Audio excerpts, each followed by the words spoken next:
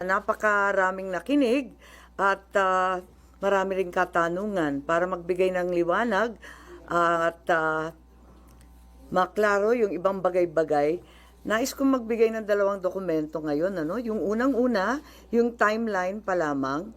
So, umpisahan na lang natin yung timeline. Mabilis lang to sana, pero mahaba-haba kasi nag-uumpisa to sa March 2019 nung nag-withdraw ang Pilipinas sa Rome Statute. Tapos, yung prosecutor requested authorization 24 May 2021. May deferral noong 2022 ng Hunyo. Pagkatapos, 12 September 2022, ang ating Pangulo ay nagsabi, ICC will only take action when the country is no longer functioning and has no judiciary. So, 26 January 2023, ang ICC nag-umpisa na naman ang investigasyon sa drug war. And then the appeals chamber rejected the suspension nung Marso. And then July 5 ng 2023, ipinagtatanggol ni VP Sara yung confidential fund ng DepEd at ng OVP. Yung ICC Chamber delivered its judgment 18 July 2023. Pero inulit na naman ni Presidente Bongbong 24 November ng 2023 na simple lang ang isyung yan. Hindi naman siguro tama na ang tagalabas ang mag-iimbestiga dito sa atin. So yun ang nangyari, Tapos gusto natin maintindihan yung konteksto ng mga pangyayari. At nung 15 December 2023, andyan na yung sulat kay VP Sara na the jurisdiction of the ICC over the Republic of the Philippines after the effectivity of our withdrawal is very much in question. And I am certain that you and all of my cabinet will echo my views. Sabi rin niya, for the 100th time, I do not recognize the jurisdiction of the ICC in the Philippines.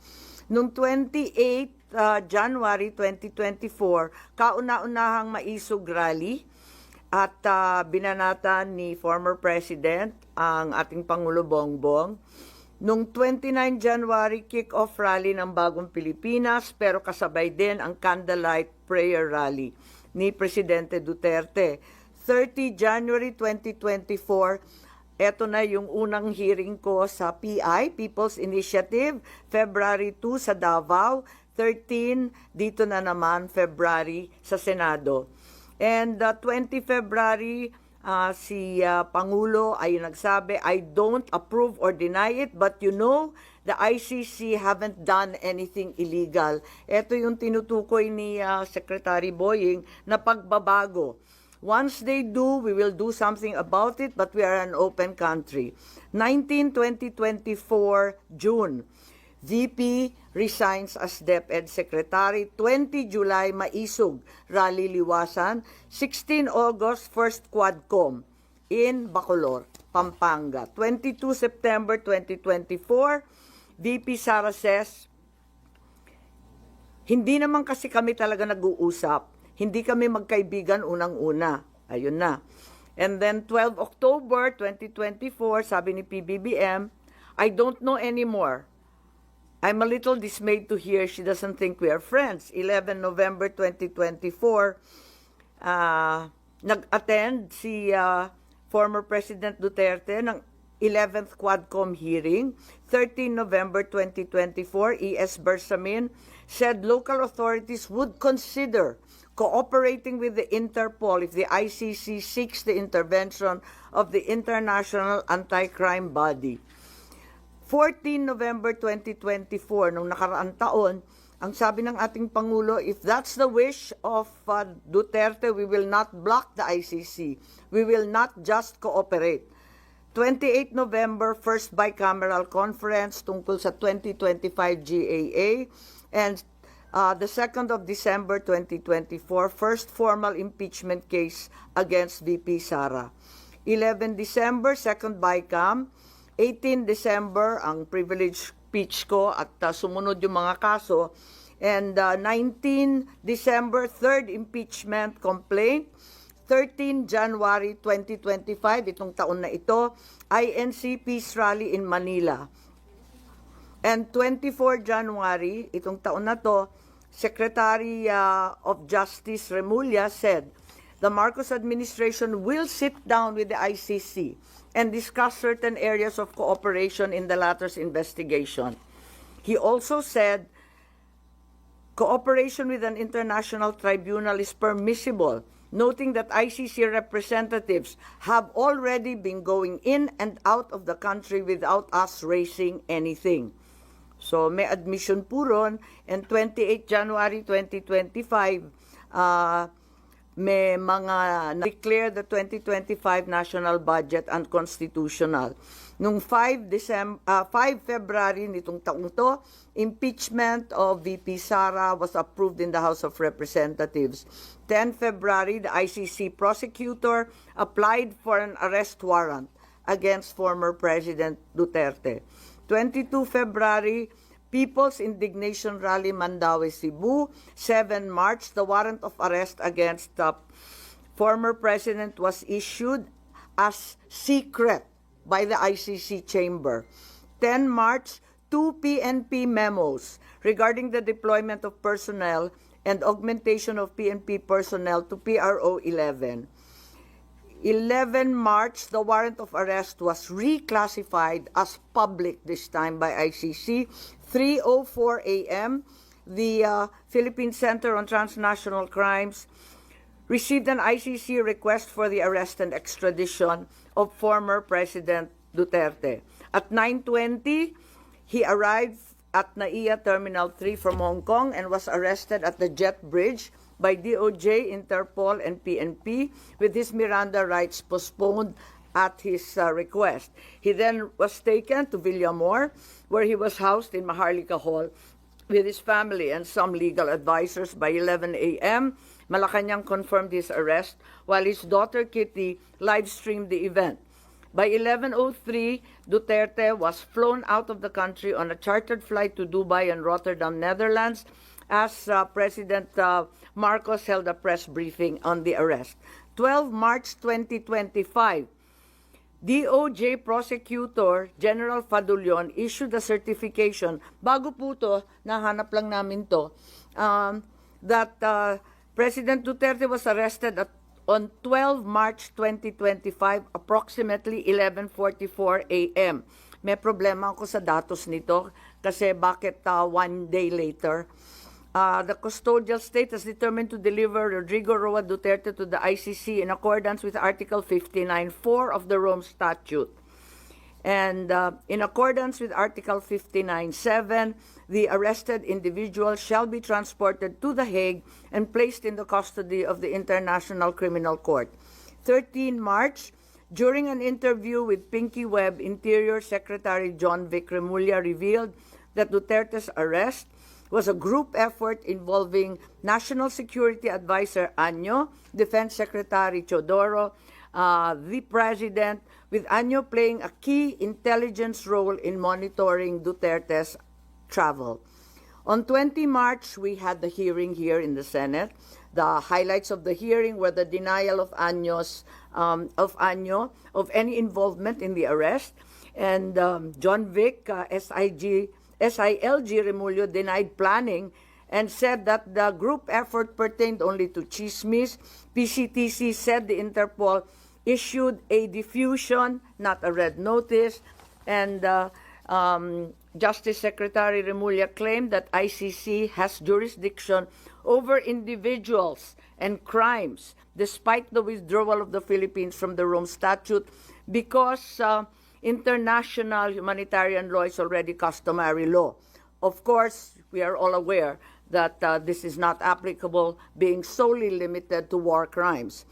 In the meantime, PNP General claimed that in expediting President Duterte's turnover to the ICC, he was trying to comply with the time period set forth in Article 125 of the Revised Penal Code, which applies only to warrantless arrest. A 24 Horas report revealed that Philippine authorities had planned Duterte's arrest since January under Oplan Tugis by the PNP CIDG, and that Duterte sought asylum in China, but this was later denied by all parties. On the same day, DILG Secretary Remulla denied involvement in the arrest, stating he was unaware of any core group behind it and only learned of the Interpol red notice on the day of Duterte's detention. So as far as the investigation goes, this is the timeline, and we're happy to share it with you.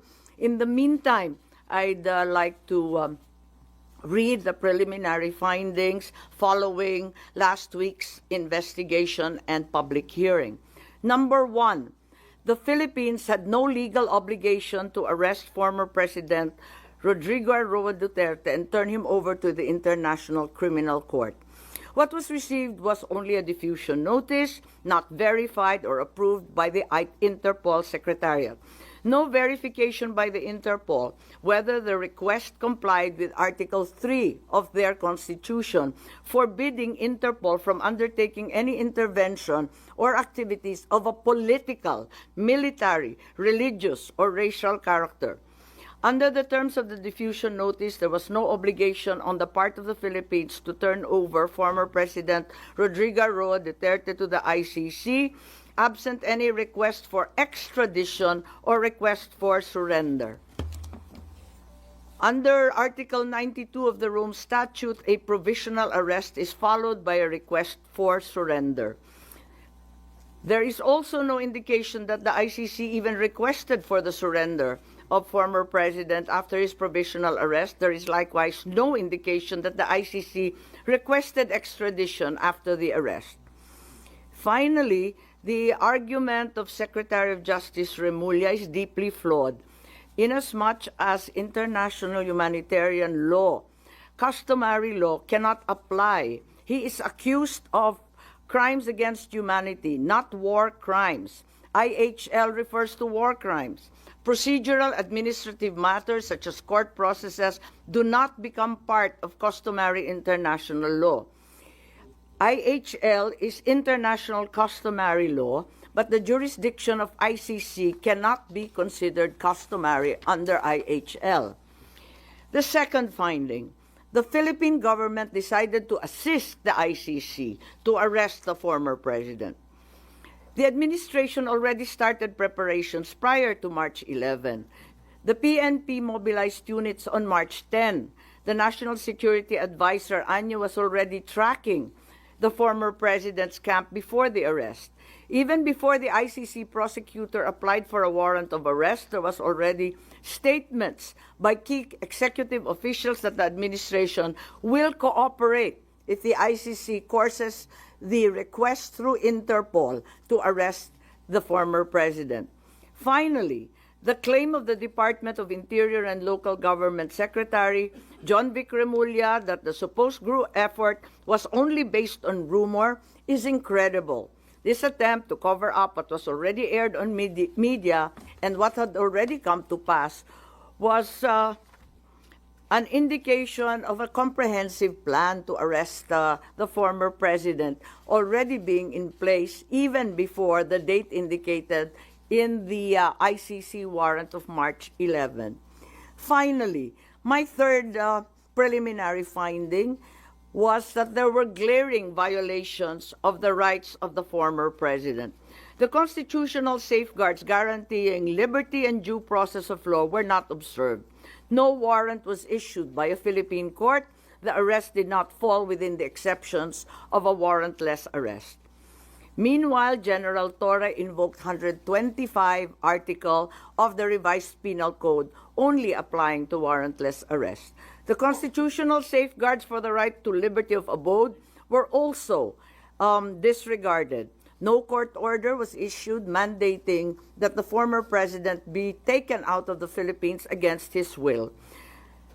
Former President Duterte was deprived of the right to be visited or to have conferences with immediate family members under Section 2F of Republic Act 7438. General Torre admitted he did not allow Vice President Sara Z. Duterte to visit former president in Villamor Air Base contrary to RA 7438. Former President Duterte was further denied the right to be brought to judicial authorities under Article 59 of the Rome Statute. The former president was also denied the right to apply for interim release under Article 59 of the Rome Statute or the right to apply for bail under prevailing jurisprudence on extradition. However, during the public hearing of March 20, here at the Senate, the Secretary of Justice insisted on the inapplicability of the Rome Statute. But a DOJ certification signed by Prosecutor General Richard Fadullon stated very clearly that the DOJ made the following determinations. As competent authority of the custodial state, the arrest issued complies with Article 59 of the Rome Statute.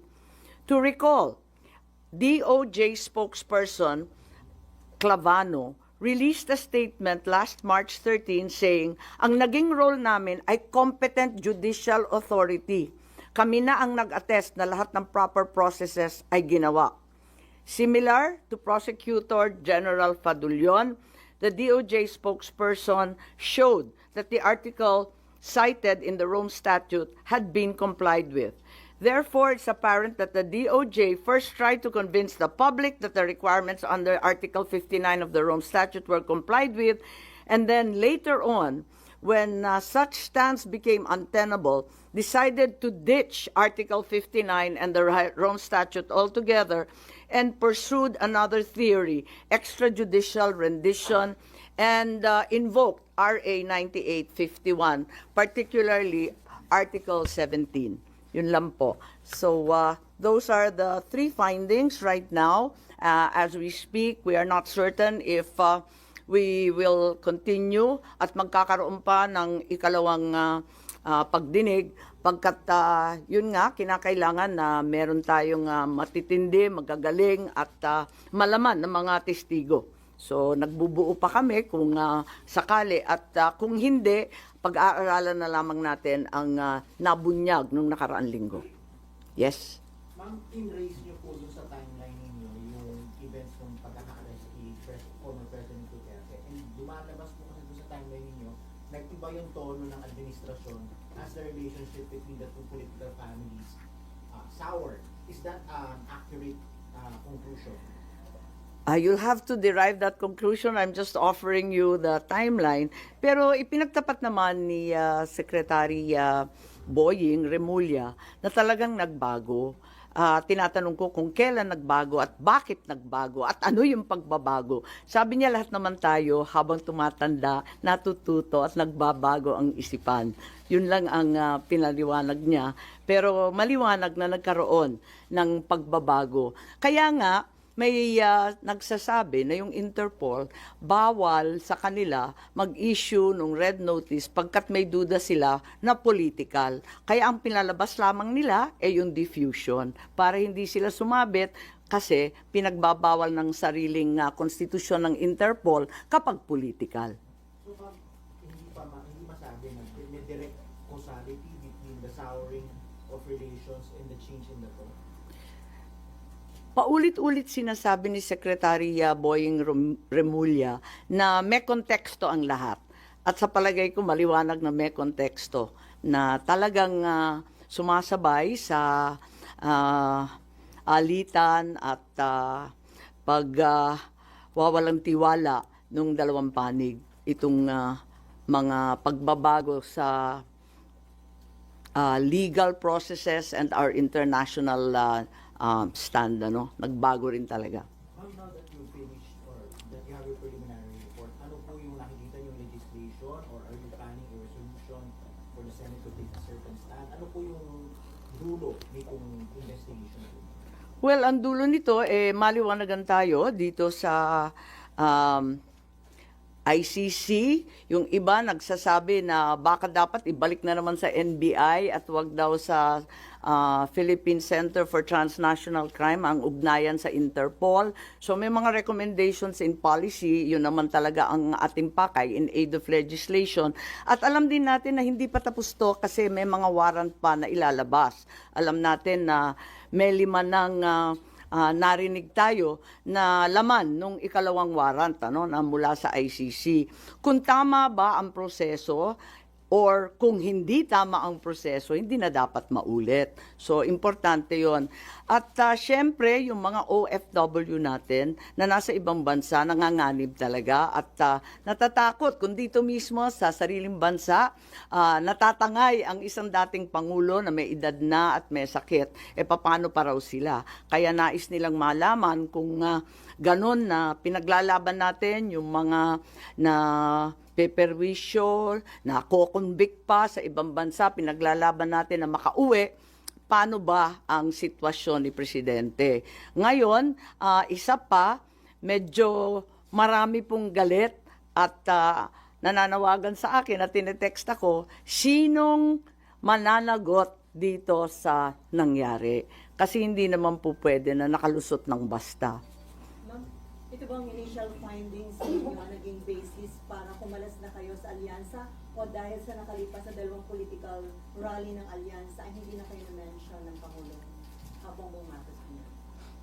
Kasi sinabi ko naman na talagang sa patuloy nilang pagbabanggit ng executive privilege, sub judice, ng national security, talagang parang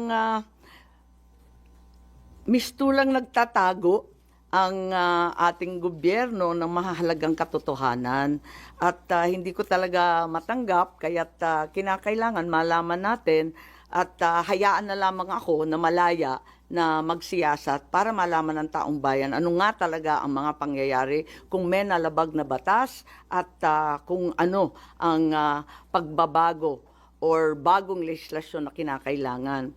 At tulad ng sinabi ko naman, mula pa nung umpisa ng halalan, mananatili akong independent.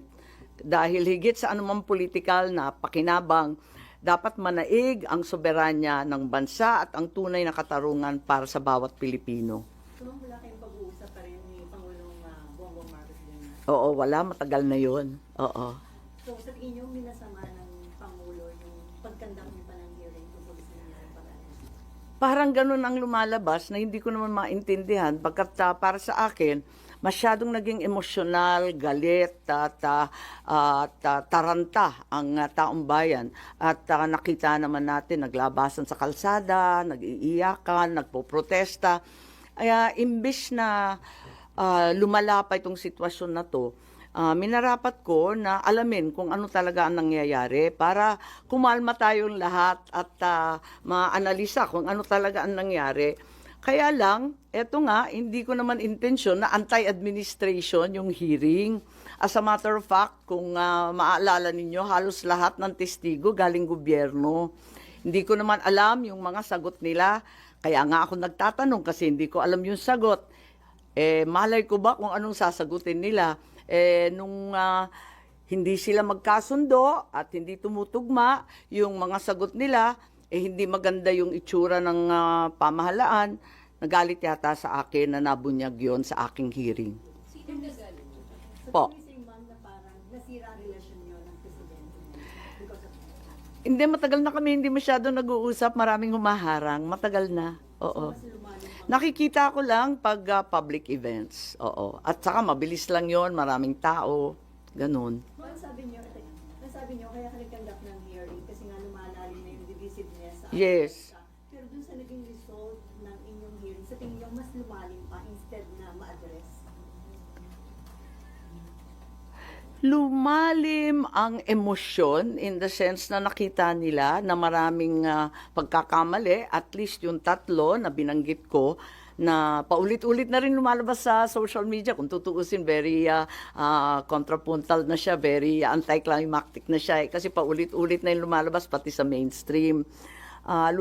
lumalalim ang ating kaalaman at mas lalo tayong nagagalit kasi labis-labis na ang dagok sa ating soberanya.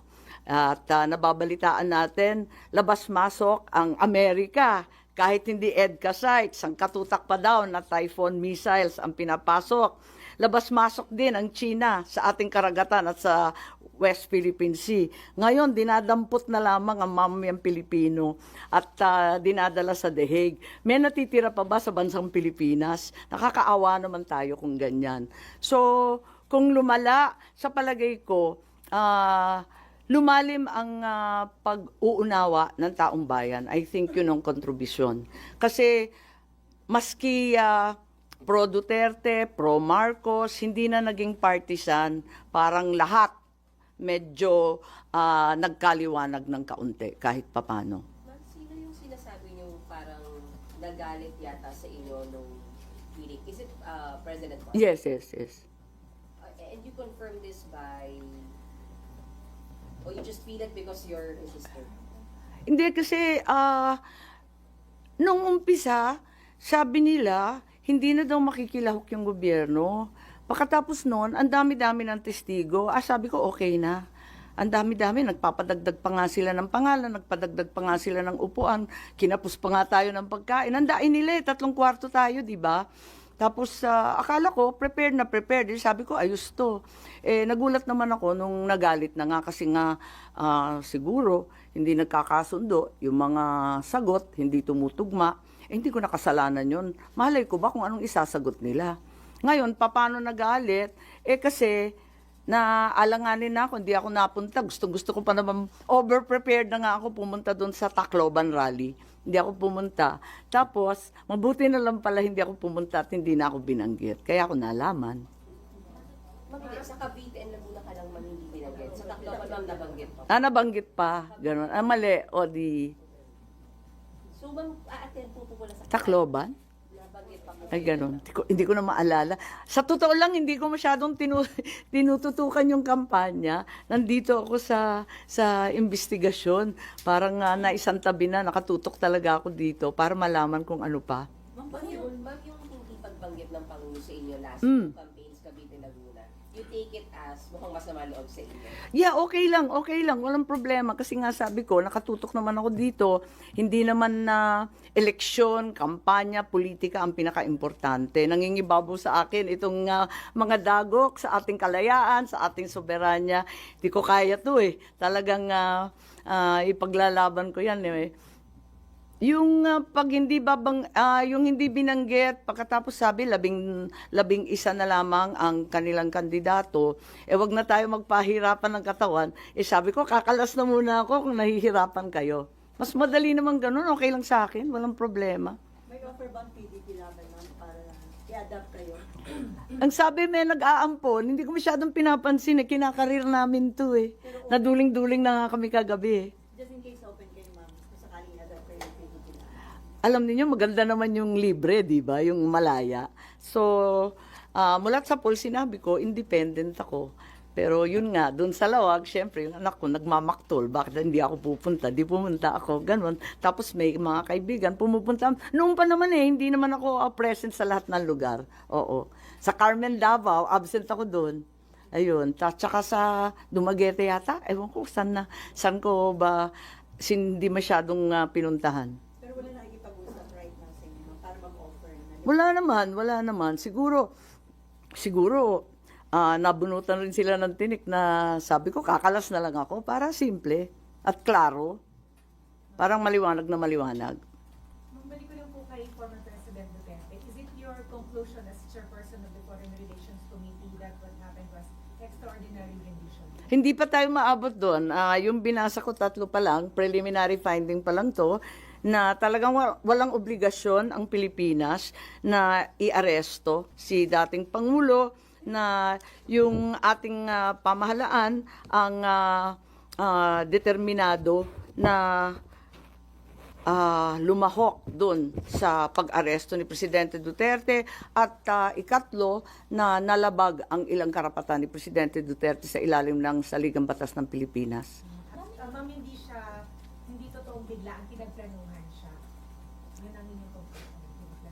At tinitignan pa namin yung dates kung kailan nag-umpisa kasi walang kaliwanagan. At paiba-iba nga yung version. May lumabas nga na nagulat din ako yung March 12 lang yung DOJ, kung bakit ganun. Tapos na ang lahat, tsaka lang pala natanggap ng DOJ. Ma'am, kasi yun yung claim ni Vice President Sara na it was an extraordinary rendition. So, ma'am, ano yung nakikita yung grounds for it to be considered as extraordinary? Wala pa kami dun eh. Inaalam pa lang natin kasi nga preliminary pa lang to. Tinitignan ko pa lang dahil ang taas pala ng interest di ko akalain na ganun kadaming manunood. Tanong ko lang po ayaw niya bang manalo? Bakit niya makakala sa administration at this point? Oo nga, sabi nga suicide bomber nga daw ako eh. Palagi nila pinagmamalaki yung kanilang machinery. So why do this now? Because it's more important to me. May bagay na mas mahalaga sa politika. May bagay na mas mahalaga kaysa sa kampanya at panalo. Anong ibig sabihin ng senador na walang bansa? May kahulugan ba yun? Pero hindi yung indication na mas matimbang ang mga Duterte kaysa Marcos. Palagay ko, lampas-lampas na to sa Duterte at Marcos. Ang pinag-uusapan na dito, yung soberanya ng ating bansa.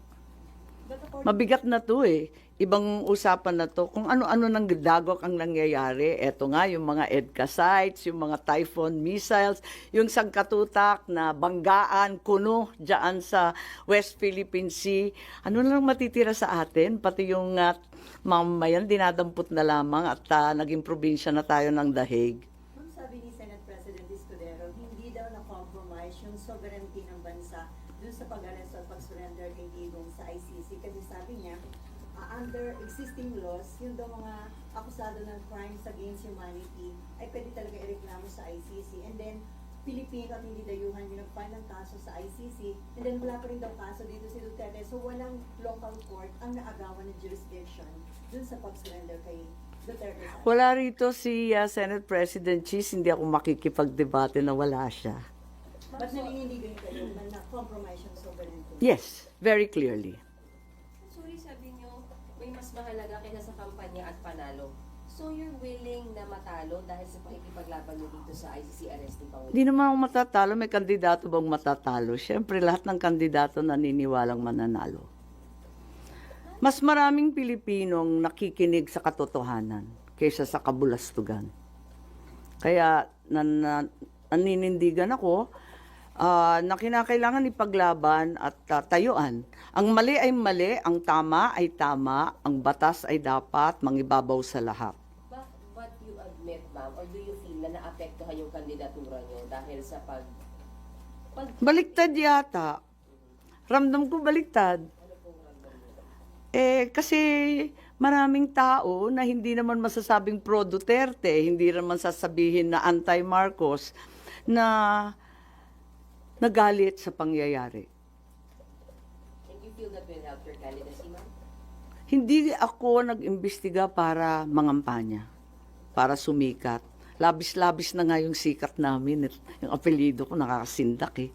So, ma'am, you will not make it part of your campaign messaging or magiging campaign issue niyo po itong for arrest? Hindi naman ako nag-imbestiga para magpasikat or ma-endorso or maging bahagi ng ibang partido. Nag-imbestiga ako para malaman kung ano talaga ang nangyari at kung talagang nasunod ang batas ng Pilipinas, kung talagang kaya natin tayuan ang ating soberanya at kalayaan. So, may nakikita na po ba kayo so far kung sino yung dapat managot and anong violation? Yun nga, ang tinatanong ng lahat, sino daw kakasuhan. At yun pa ang inaalam natin. Kaya nga, maraming nagsasabi, bitin, dapat magka-second hearing. Sabi ko, basta makaproduce tayo ng testigo. Kasi kung hindi naman malaman at makatotohanan, ano naman uusapan natin? Maraming lihim. Ang maliwanag, malabo. Yun talaga, napakaliwanag sa lahat na ito. Maraming kinukuble, maraming pinagtatakpan, maraming hindi totoo, at marami tayong dapat siyasatin. But sa ganong level, ma'am, ng usapin, paano po yun? Cabinet Secretary level po ba yung dapat managot? Ano po yung Hindi ko alam. Tulad ninyo, alam ko lang ang rineport ko at sa ngayon, hindi pa maliwanag talaga. Ang daming loose ends, ang daming butas ang daming malabo. Ano pa pong lalaman din ng second hearing po? If you get witnesses, then what will... Well, unang-una, magkaliwanagan dun sa sinasabi na international law, hindi naman pangkaraniwang practice yan, hindi naman araw-araw na yan ang pinapractice ng abogado. Kinakailangan siguro yung ex-justice, yung mga framers ng konstitusyon, ang dating mga mambabatas. Hindi ko alam, or else yung mga expert din sa international law. Pagkatapos nun, yung iba pa. Maraming nagsusulat di ba? Pero pag nabasa mo yung pahayagan, parang hindi naman sila neutral, parang lahat may panig. Iniiwasan natin yon hanggat kaya.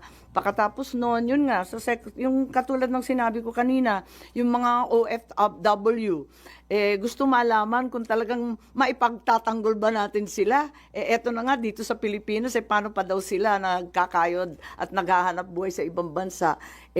Kayang-kaya silang kunin. At saka yung mga nakakulong, makakauwi pa daw sila. Paano ba? Tapos, yun nga, sino mananagot? Maraming tanong pa rin talaga. Ma'am, nung na-elect si Bongbong as president, sabi niyo, ito yung chance to redeem yung pangalan ng mga Marcos. Considering dito sa issue sa pagka-aresto kay dating Pangulong. Mariredeem ko ba? O sa tingin niyo na-erase na? Well, nanghihinayang ako, hindi lamang para sa pamilya namin, kundi para sa ating kasaysayan, no? Kasi nagumpisa sa amin nung EDSA, pagkatapos noon, 'di ba, nakulong din si Presidente Erap, si Presidente GMA, nahinto lang kay Presidente Duterte. Eto na naman, naaresto na naman. Umpisa na naman ba natin itong siklo ng paghihiganti, ng balikan, kapag wala ka na sa kapangyarihan, babanatan. Parang ako'y naaawa sa Pilipinas. Kung ganito na lang tayo, paano pa tayo uunlad? But you're still hoping na matapos ni Bongbong Marcos yung kanyang term ng maayos. Siyempre, oo. Pero ang dami ng problema talaga. Pero ma'am, yung banatan na sinasabi niyo, di ba nagsimula yung banat galing sa dating presidente kasi started yung nasa timeline din yun na sinimulan niyang banatan si Pangulong Bongbong Marcos. Tignan natin ang maigi kasi naaalala ko, andito ba yung kodigo? Meron rin kasi nag-umpisa yung kay VP Sara. Kasi nag-umpisa yung kay VP Sara noong July 2023. Hindi ako abogado ni VP ha, pero tinitignan ko lang yung date, nandyan sa timeline. Can we please go to 5 July 2023? Ayun. Parang nag-umpisa, doon nag-umpisa sa July, nung humarap sa Kongreso.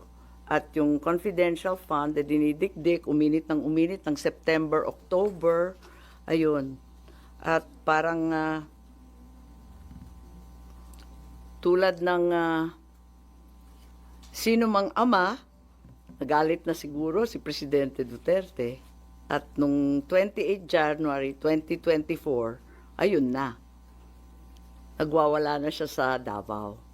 Matignan ninyo yung mga date na, kaya nga ako naglagay ng timeline, sabi nga nila, dapat yung timeline, yung mga legal lang. Pero hindi natin maiiwasan na may kinalaman to sa mga pangyayari dito sa Pilipinas. Ma'am, Yung ating timeline ang magsasabi kung sino talaga ang nauna. Tulungan na lang ninyo ako na dagdagan pa to, i-fill in the blanks at buuhin. Yes. do you fear na yung nangyari kay dating Pangulong Duterte, posibleng pangyari din sa pamilya nyo na ma-ICC din kayo once you're not in power anymore? Kasi nangyari sa dating presidente. Yun na nga ang sinasabi ko na nakakahiya itong nangyari. Apakalungkot natin bilang Pilipino para tayong failed state. Hindi naman siguro, andyan pa rin ang ating mga husgado, magagaling ang ating huwes at abogado. Bakit naman tayo nauwi sa ganito? At tulad ng sinabi mo, kung nangyari minsan, pwedeng maulit. So you fear, you worry na baka mangyari din sa inyo, ma'am. Pag hindi na Pangulo yung kapatid niyo. I think it's speculative. Fear is hard to express at this point. Ma'am, si JPE may warning doon sa mga OFWs na kung daw makikinig doon sa panawagang zero remittance kasi pwede daw yung Congress i-cancel or suspend yung mga tax exemption o tax incentives na binibigay sa kanila. Nakita ko nga maintang ulo nila kay Johnny. At ako, nararamdaman ko ang paghihimutok ng ating mga OFW. Ramdam na ramdam ko. Kaya nga, mahalaga itong pagsisiyasat para una, malaman natin kung karapat-dapat ba ang nangyari kay Presidente Duterte at kung sakali maiuwi pa ba natin yan. Ikalawa, kung ano ang magagawa natin para sa mga OFW natin na napipinsala o di kaya na paghahatulan doon sa ibang bansa. Pero yung paghihiganti na babanatan mo rin ng tax, ng yung mga travel tax na sinasabi at yung iba pang benepisyo, wag naman, wala namang ganunan, pambihira naman. Sila na nga nagbubuhay ng ekonomiya natin, sila pa ang uupakan natin. Hindi naman yata tama yun. But you're hoping na sana wag nilang gawin yun kasi ang maapektuhan, hindi lang yung family nila, kundi economy natin. Well, naintindihan ko sila to what extent na talagang gagawin nila, hindi ko alam. Pero malaking tulong sila sa ating ekonomiya. Sila talaga nagpapalutang na napakaraming pamilya rito, lalong-lalo na sa Ilocos. Kaya alam na alam ko yan. So against kayo doon sa possibility na isuspend yung mga incentives nila? Wag naman. Walang ganyanan. Oo. Baka mainta ulo. Ma'am, sabi po ninyo, meron pa pong next hearing malamang. Hindi ko pa sure kasi nga nagbubunga kami ng testigo. Kung sakali, agad-agad sasabihan ko kayo. Pero ma'am, kung magkaroon, do you expect na mag-cooperate or may mahuhugot pa kayo from the executive side particularly? Hindi ko nga alam kasi marami nga nagsasabi, nagalit, bakit nagkaganon. Abay, hindi ko naman sinasadya, hindi naman anti-administration. Inimbita ko nga, puro gobyerno. Halos wala ng testigo yung kabila. Kung hindi pa nag-video call si VP Sara, wala na yung kabila, sa totoo lang. Kaya't yun nga, sana lumahok pa rin sila, sana bigyan pa tayo ng linaw at maisaayos natin ang mga datos at yung mga pangyayari. May binanggit kayo ma'am na 5 forthcoming warrant. Oo, ang balita, di ba, yung haka-haka, yung mga kapulisan to, si Senator Bato, Albayalde, di ba? Yung, Leonardo Danao, sino isa? Kalimutan ko. Albayalde? Hindi, 5 Oo, Leonardo Mata Danao. O, tama, 5. And then Bato, oo. Ang alam ko, 5 nandun sa warrant. Pero chismis lang yun, hindi pa lumalabas. Kaya hindi ako mag-group effort base sa chismis. So you're hoping din na wag silang mantong kagaya ng nangyari kay former President? Isa pa yon, yun nga ang isang dahilan na si Senator Bato nagpaabot na gusto rin niyang lumahok sa hearing at kung sakali may second hearing. Sabi ko, hindi pa sure. At abala ang lahat kung ito ang nangyari sa dating Pangulo, anong mangyayari sa mga kapulisan at sa pangkaraniwan tao kung madali sila ng iba't iba pang warrant. Kasi alam natin na hindi naman ito nag-iisa kundi tuloy-tuloy. Ma'am, do you agree with opinions, for example, ni Senator Bongo na medyo late na yung hearing kasi nandun na nga si former President dun sa Netherlands, too late to hero daw po? Well, sinagot ko na rin yan. Naintindihan ko naman si Senator Bongo. Malapit na malapit siya sa ating Pangulo at matindi ang kanyang dinadamdam. Pero para sa akin, sa hinaba ng panahon na nawala yung tatay ko sa ating bayan, nakikita ko na kailangan wag susuko.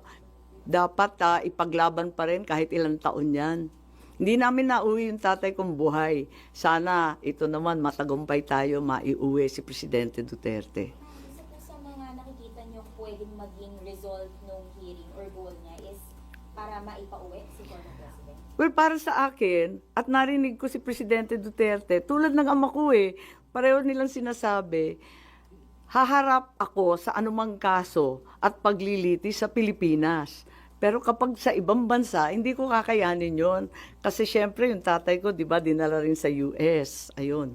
Sabi niya, ayoko. Dapat sa Pilipinas, iuwi ninyo ako, haharapin ko yan. Ganun din ang sinasabi ni Presidente Duterte. Kaya daw niyang sagutin lahat yan, basta dito sa Pilipinas, sa husgadong Pilipino. Sasagutin daw niya at papayag siya malitis. Pero ano po yung nakikita niyong way na magagawa po nung Senate Committee on Foreign Relations or ng Senado para mangyari yun, kung mapauli siya? Hindi ako yung abogado niya eh. So, ang nagagawa lang ng Senado in aid of legislation, oversight, kung ginampanan ba ng lahat ng ahensya ang trabaho nila, lahat ng tungkulin ba, ang karapatan pang tao ba na ibigay, lahat yun. At kung kinakailangan, papalitan ba natin ang sistema ng ICC, Interpol, ng Philippine Transnational Crime, at saka nung RA 9851, yung extradition treaty na pagkaluma-luma, sinulat pa ng tatay ko. Maraming batas kasi na palibot dyan eh. Ma'am, bukas na yung 80th birthday ni PRRD. Do you have any message sa dating Pangulo? Well, syempre, happy birthday. Matindi rin yung umabot sa 80 years old. At sana makauwi na siya. At higit sa lahat, syempre, gusto kong pumunta sa The Hague. Kung papayagan ako, dadalhin ko yung cheque na 10,000 pesos. Kasi expanded centenarians, qualified na siya. 80 anyos na. From your own cabinet. Hindi, biro lang. Wala lang. Kasi di ba ako nagpasa nung bill na yon, kaya nagbibiro ako, oh, pwede na pala ito. But you have plans moving to the Hague? No. Wala. Sabi naman ni Presidente Duterte, wag na kayo pupunta rito eh. Kung hindi rin nyo balak ako samahan sa loob ng selda, wag na. At hindi rin tayo magkikita. Ma'am, meron po bang sense of urgency dun sa findings ng Committee on Foreign Relations given na meron nga pong baka sumunod pa na warrant? Para kung ano man po yung nangyari dun sa situation ni former President Duterte, hindi mangyari sa kanya. Tama. May urgency talaga kasi alam nga natin may second, may third warrant pa raw. Kaya kinakailangan mabunyag na lahat ng pagkakamali at wag na kailanman maulit. At kung kinakailangan paltan yung polisiya, yung batas, tignan na natin at magkasundo tayo para maiwas to. Ma'am, do you think yung ICC nagamit as a political tool against the enemies of the administration? Nako, mahirap pa mag-conclude ng ganon. Pero kayo na ang humatol. Pero yung mga cases, sir, na-file yun, ma'am, na-file yun during the time pa ni Duterte. Sorry? Yung mga sinauna, yung timeline nga, ang aga nag-umpisa, di ba? 2017, 2018, kulang pa nga yan. Kasi hinaba-haba niyan eh. Kulang pa nga eh. Nag-umpisa tayo 2019 na, withdrawal from the ICC. Actually, mas maaga pa yan eh. Kasi, di ba, nag-umpisa sa preliminary investigations at yung pagbabala nila, napupunta sila rito. Ma'am, may chance pa ba na magkaayos kayo ng Pangulo? Lagi naman akong nandito, lagi naman akong manang, hindi naman ako nagbabago kailanman. At mula pa nung bata kami, parati naman siyang pinagbibili ng tatay ko na alalayan. Ang problema, hindi ko na magampanan. At maraming humaharang, hindi nakikinig, hindi ko alam. But you're saddened. You're saddened. Of course, it's not the ideal situation at all. Hindi ka mag- Tanungin ko lang, bali ang stand nyo is independent na kayo, hindi naman kayo opposition. Hindi naman siguro. Independent lang, mahirap pumanig eh. Nung umpisa pa lamang ng eleksyon, no, nung October pa lang, sinabi ko na mag-independent ako. May partido ako kasi NP ako, pero ayokong pumanig sa isang grupo laban sa kabilang grupo. May masamang pakiramdam ako siguro nung October pa na mauuwi ito sa Bardagulan. Hindi ko maalam na mauuwi sa ano bang tawag dyan, sa pagtangay ng isang dating Pangulo sa ibang bansa. Mas malala ang nangyari kesa sa inaakala ko. So, ano nakikita yung direction ng bansa under the leadership of your brother? Kinakabahan ako kasi ang tao hirap, ang tataas ng presyo, hindi natin natututukan at imbes na yung problema ng mamayan ang pinag-aabalahan, nauuwi tayo sa sobrang daming politika yata. Ba't ba tayo nagkaganito? Sa dinami-dami ng issues, ng gasolina, dami-daming problema, bakit tayo napunta sa toxic politics ulit? Ma'am, kinakabahan kayo na napupunta sa ibang direksyon, maling direksyon. Hindi panatag ang kalooban ng taong bayan. Maliwanag yun. Maraming Hindi, kalalabas lang ng World Happiness Index, di ba? Andun eh. Andun sa World Happiness Index, di ba? Na dapat happy yung tao, kayang kumain, lahat ng basic services na ibibigay, walang corruption, at naniniwala sila sa mga kapwa nila, naninindigan sila para sa kanilang gobyerno. Marami doon kulang sa atin. Ma'am, thank you. Ma'am, pahingi kami ng Oo nga eh. Amin na lang. Zero. May kopya, no? I think you have copies. Bibigay na lang. Yeah. Ha? You have, diba? Okay. Sana digital copy, mas better pa. I think they have list. You have a link somewhere?